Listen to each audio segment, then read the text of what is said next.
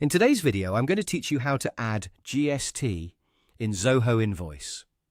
To get started, open your Zoho Invoice account and make sure you're logged in to the correct organization. Once you're on the main dashboard, take a moment to familiarize yourself with the layout, if this is your first time working in the settings area. Since GST is part of your tax configuration, everything you need will be located inside the account settings. Next, go to the Settings section. This is where Zoho Invoice allows you to manage important business preferences, including taxes, templates, customer settings, and other account-related options. When you open Settings, look for the Taxes option and click on it. This section is specifically designed for setting up and managing the taxes that apply to your invoices.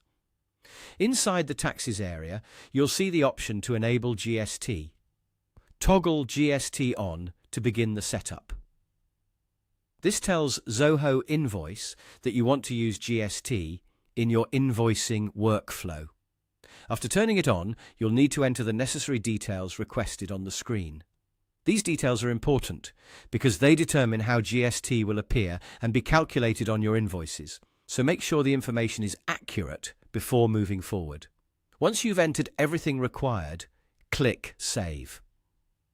Saving confirms your GST setup and applies those tax settings to your Zoho Invoice account.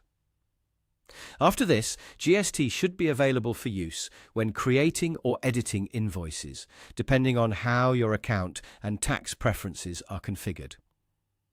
If you want to go a little further, you can also explore the options on the left panel. This area usually includes additional tax-related settings and other configuration tools that can help you customize your invoicing experience. It's a good idea to review those options so you can better understand what else is available and make sure your account is set up in a way that matches your business needs. And that's it.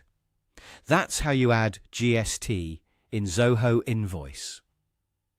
As a quick tip, always review your tax settings after saving, just to confirm everything is appearing correctly.